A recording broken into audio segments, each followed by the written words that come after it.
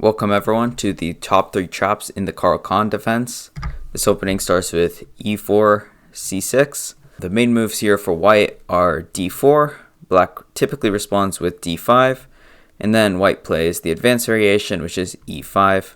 Again, these are all the most common moves that you'll see, and the computer recommends these as the best moves.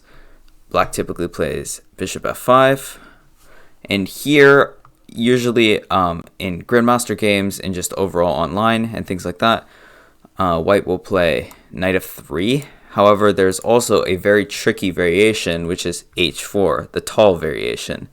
And the idea here is that if black falls for this trap by playing e6, well, this bishop here on f5 is lost because of g4. The pawn is defended by the queen, and if black tries to defend the bishop with something like bishop to g6, well, h5 and the bishop's trapped.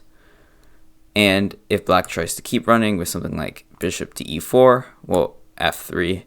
And the computer rates this position as nearly +5, as the best what black can do is just sacrifice the bishop, and overall white has a positional and material advantage.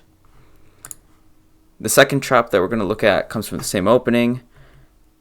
However, it's a little different variation. Rather than playing the advanced variation, white is going to play the knight c3 variation. Black typically takes here, and while the main move here is bishop f5 just like before, the secondary variation comes with knight d7.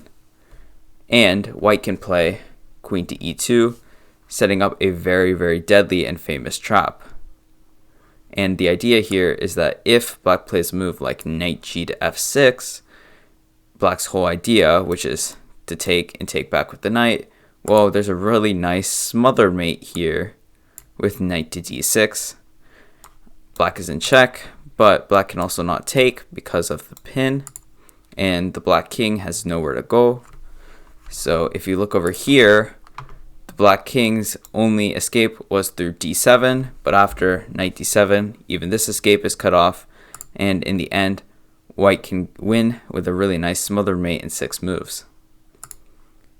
The third trap comes from e4 c6. However, rather than playing d4, white can play knight c3. Again, this is a secondary variation.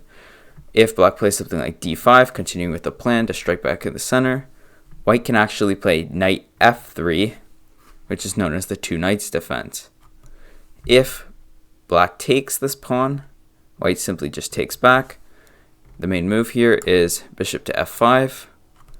White can simply drop the knight back to g3, thus attacking the bishop.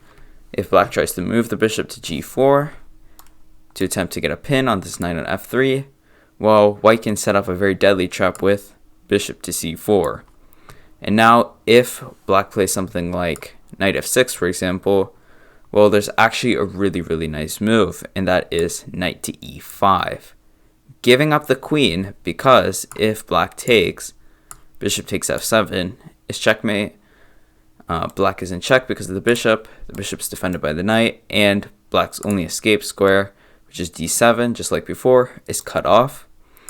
Other responses that you might see after knight e5 include e6 to cut off this bishop's diagonal to f7. However, white can simply take,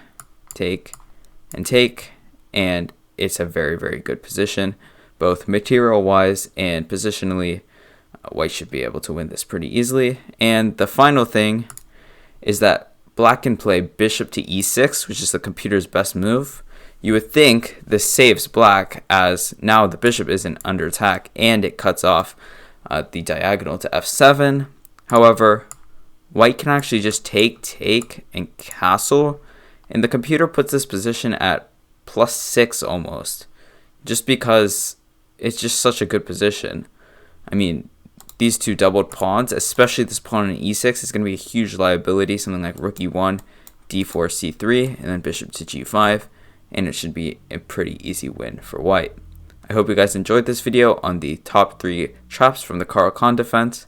Thanks for watching.